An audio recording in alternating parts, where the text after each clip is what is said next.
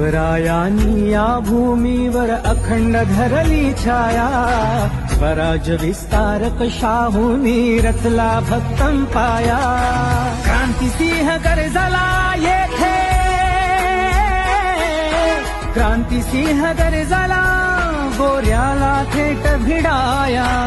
असा लढा उभाळा आमचा, जिंकू सर्व लढाया.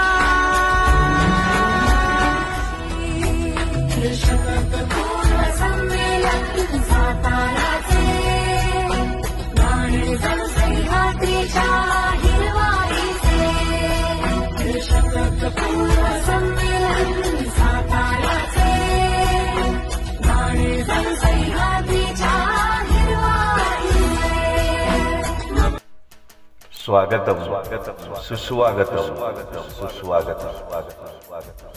मराठी साहित्य परिषद पुणे व मावळा फाउंडेशन सातारा आयोजित 99व्या अखिल भारतीय मराठी साहित्य संमेलनात शिक्षण विभाग, पंचायत समिती कोरेगाव व दी मॉडर्न एज्युकेशन सोसायटी कोरेगावचे सरस्वती विद्यालय सहर्ष सादर करीत आहे चित्ररथ देखावा. स्वातंत्र्य आंदोलनातील साहित्य, स्वातंत्र्य आंदोलनातील साहित्य, स्वातंत्र्य आंदोलनातील साहित्य. मित्र हो, स्वातंत्र्य आंदोलनाचा काळ म्हणजे भारतीयांनी ब्रिटिश सत्तेविरुद्ध संघटितपणे केलेला संघर्षाचा कालखंड, ज्याचा शेवट 15 ऑगस्ट 1947 रोजी स्वातंत्र्य प्राप्तीत झाला. भारतीय स्वातंत्र्य लढा म्हणजे केवळ रणांगणावर झालेला संघर्ष नव्हता, तर तो होता विचारांचा, शब्दांचा आणि लेखणीचाही लढा. जिथे तलवारी पोहोचू शकल्या नव्हत्या तिथे साहित्य, वास्तविक मराठी साहित्य एक क्रांतीचं शस्त्रच ठरलं. ब्रिटिश राजवटीत अनेक निर्बंध असतानाही साहित्यिकांनी सत्य मांडणं थांबवलं नाही. कविता, लेख, नाटके, वर्तमानपत्रे इत्यादींच्या माध्यमातून जनतेमध्ये स्वातंत्र्याची जाणीव निर्माण केली, राष्ट्रप्रेम जाग केलं आणि स्वातंत्र्याचं स्वप्न दाखविलं. आणि मित्र हो, याच स्वातंत्र्य चळवळीतील लेखणीचं पहिलं तेजस्वी नाव म्हणजे लोकमान्य बाळ गंगाधर टिळक. केसरी आणि मराठा या वृत्तपत्रातून त्यांनी ब्रिटिश सत्तेवर जोरदार टीका केली. स्वराज्य हा माझा जन्मसिद्ध हक्क आहे आणि तो मी मिळवणारच, हा विचार लाखो भारतीयांच्या हृदयात आत्मविश्वास जागवणारा ठरला. त्याचप्रमाणे ने मजसीने परत मातृभूमीला आणि जयस्तुते या कविता आजही प्रत्येक भारतीयाच्या मनात राष्ट्रप्रेम जागवतात.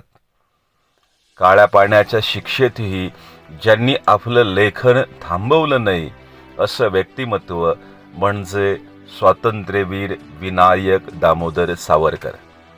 सावरकरांची लेखणी म्हणजे क्रांतीचा हुंकार. मित्र हो, आणखी एक व्यक्तिमत्व म्हणजे महात्मा गांधी. महात्मा गांधींनी साहित्याला नैतिक अधिष्ठान दिलं. यंग इंडिया व हरिजन या लेखनातून सत्य, अहिंसा व समानता यांचा प्रचार केला. गांधीजींचे साहित्य हे स्वातंत्र्यापुरते मर्यादित नव्हते, तर ते एक समाज परिवर्तनाचं साधन होतं. त्याचप्रमाणे आधुनिक मराठी काव्यातील महत्त्वाचे कवी आणि नाटककार म्हणजे गोविंदाग्रज अर्थात राम गणेश गडकरी. मराठी साहित्यातील प्रेरणेचा, स्वाभिमानाचा आणि भावनांचा स्वर म्हणजे कवी गोविंदाग्रज.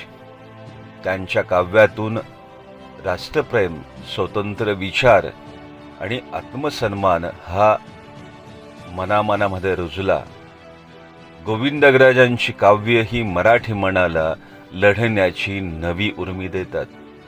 आणि मित्र हो, पोवाडे, भारुडे, अभंग यांच्या माध्यमातून ग्रामीण भागातही स्वातंत्र्याचा संदेश पोहोचला.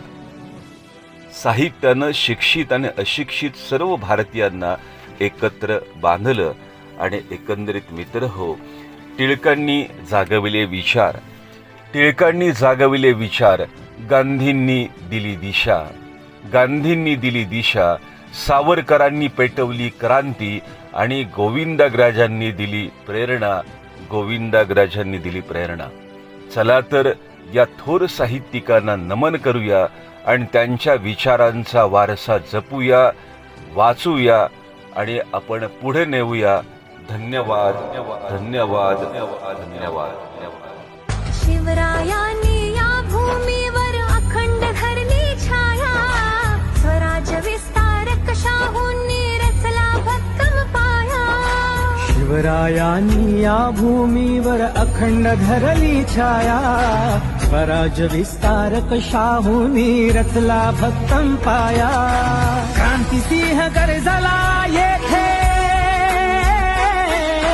क्रांतिसिंह गरजला गोऱ्याला थेट भिडाया. असा लढा उभाळा आमचा, जिंकू सर्व लढाया.